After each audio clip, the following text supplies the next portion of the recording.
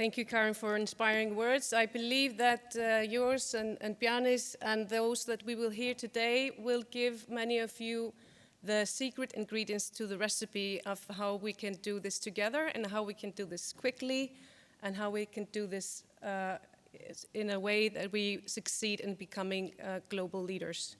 I would like to welcome my leader to the stage, my boss, Andri Kristinsson, the CEO of Digital Iceland. He's going to be talking about Iceland's digital transformation journey, a jump into the future. This is the fourth conference that we do together, so we should be fairly adjusted he should be fairly adjusted to taking the stage. Welcome, Andri.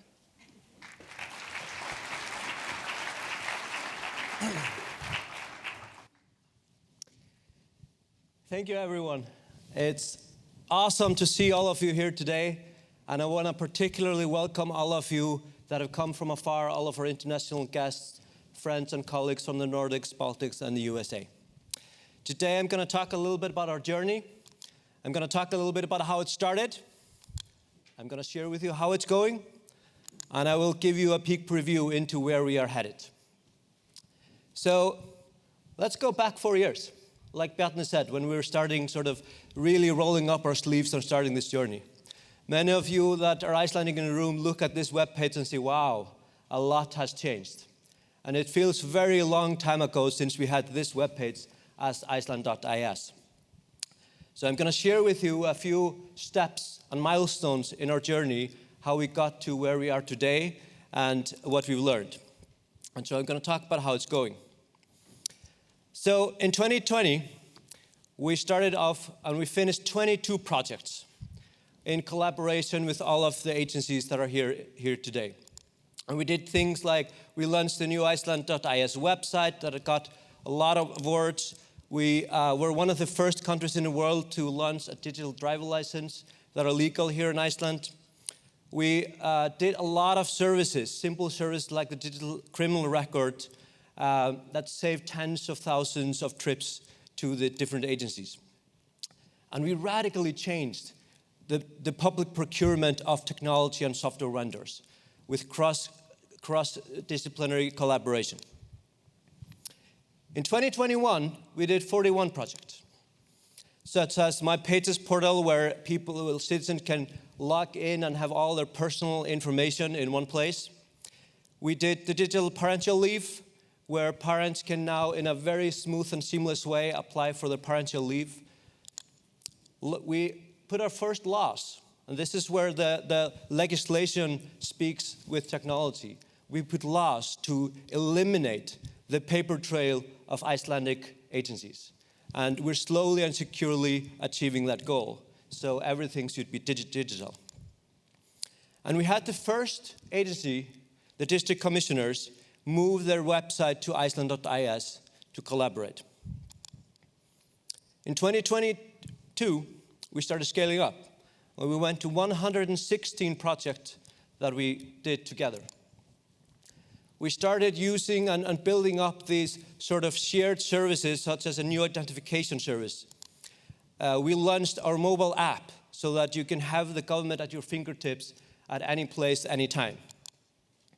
We launched our chatbot that now takes care of about 80% of all questions and conversations on our website. And we did a lot of different things that were just very handy, such as having the passport information available in the mobile app.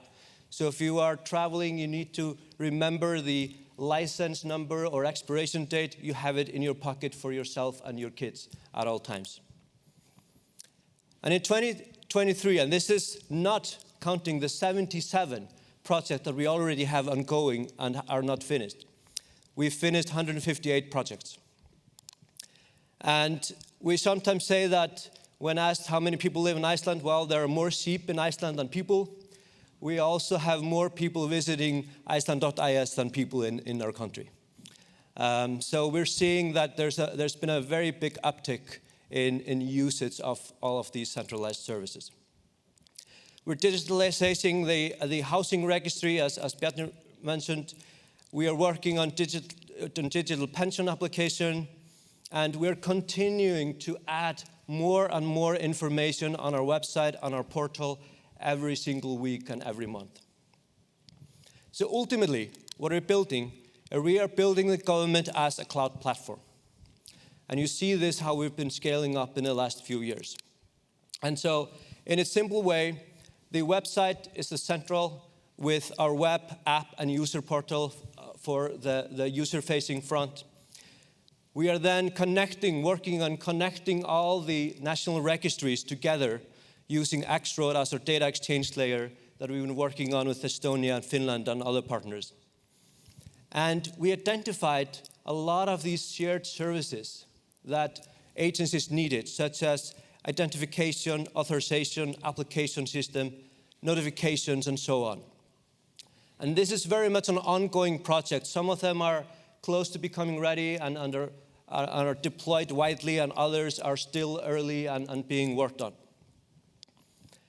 And just one example of how we are starting to slowly scale this up.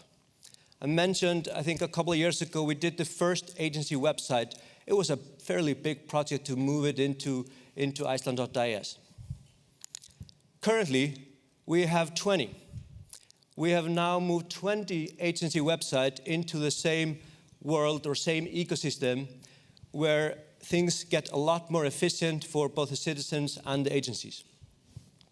And I actually think we had one just launched yesterday, so it's 21 now, and we are launching a new website for an agency about every 3 weeks.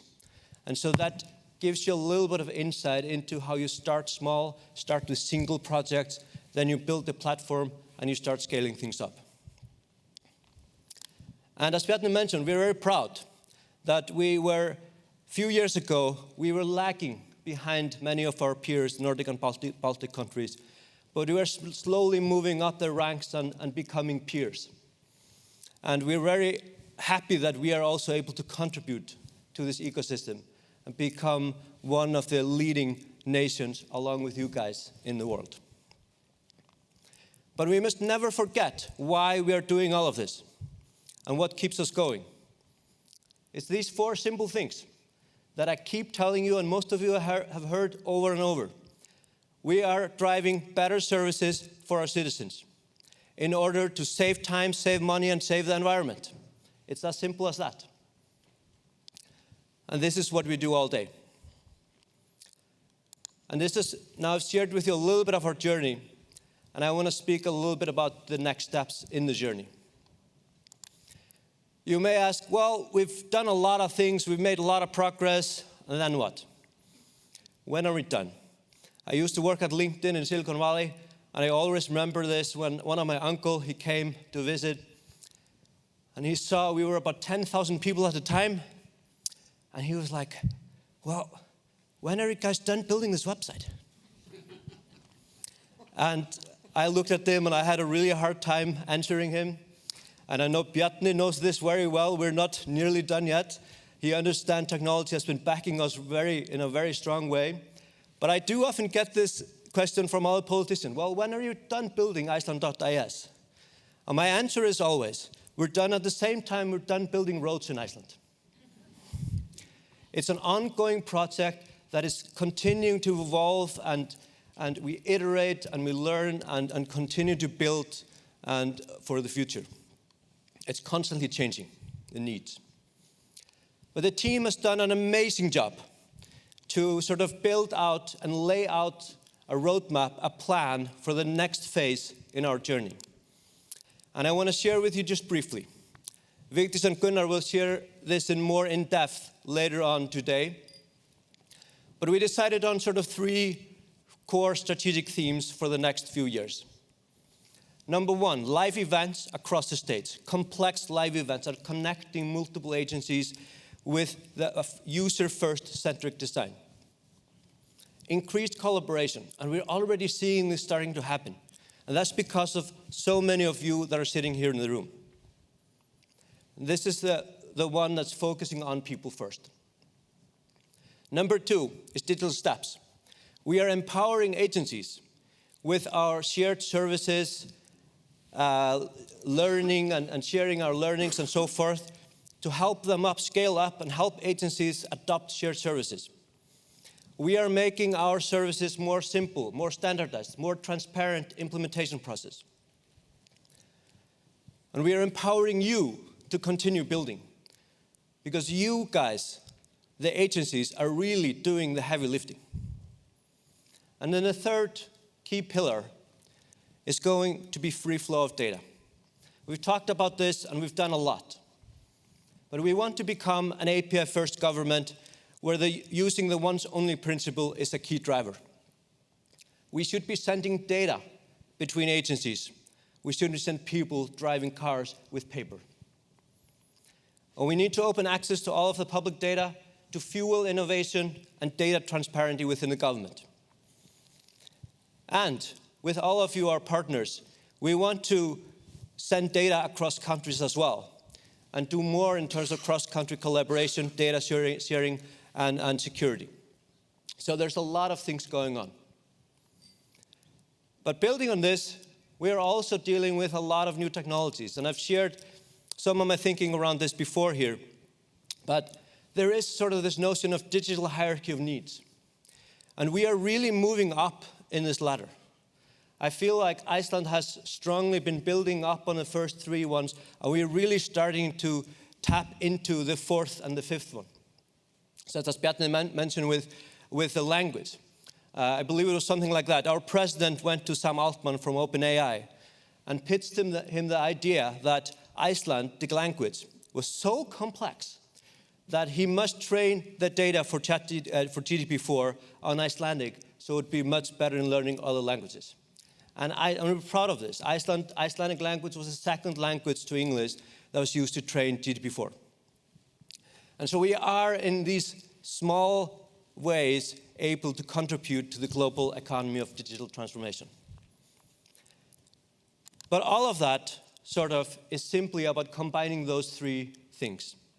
We are trying to connect the government to its people and businesses using digital services. It's as simple as that. And we do it to simplify people's life. But none of that would be possible without an incredible team and having a lot of fun. So we have a lot of fun building all of this. As some of you know, this is going to be the last time I'll be on the stage in this role. So I want to ask my team to stand up, and I want you to give them a big applause. Guys, stand up.